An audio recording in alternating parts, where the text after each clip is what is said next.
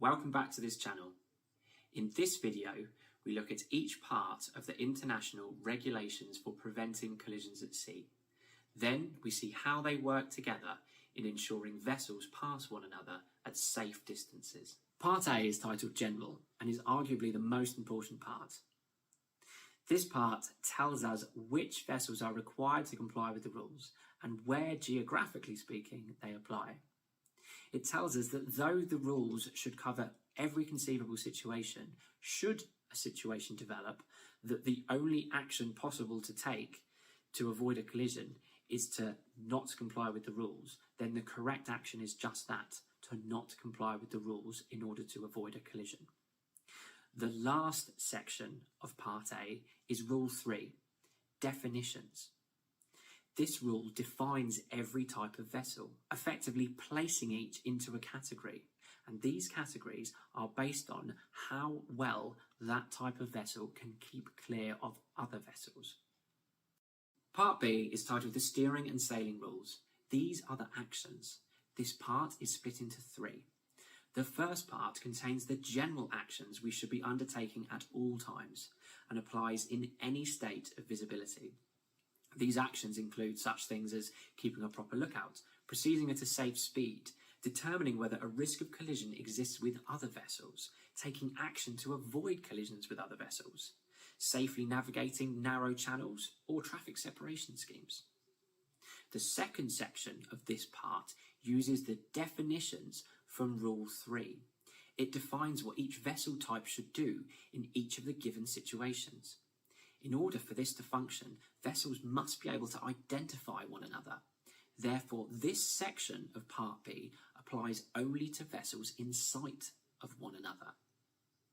There are situations where a vessel may need to take action for another vessel, yet the two aren't able to see one another, such as for vessels operating in or near areas of restricted visibility, such as rain or fog.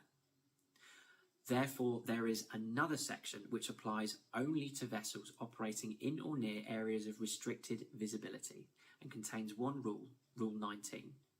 Part C is the lights and shapes. This part prescribes the lights or shapes that should be displayed on each of the vessel types as per the definitions in Rule 3. Lights during the night and shapes during the day. It tells us if there are any additionals needed to indicate vessel size or specific vessel operations. It tells us where on board they should be displayed and from what angle they should be visible from.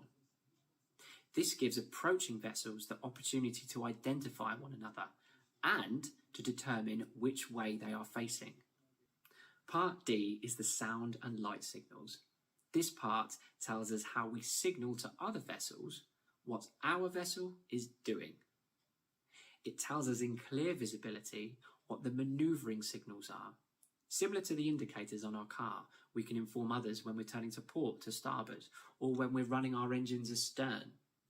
In restricted visibility, it tells us how we inform others of our presence or what operation our vessel is engaged in.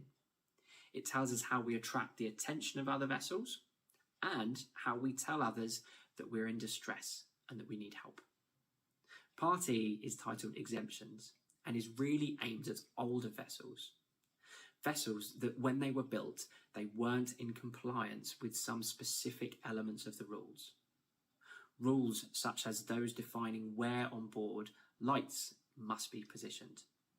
It gives those vessels a clear deadline by which they must comply with the rules or seek an exemption from their flag state.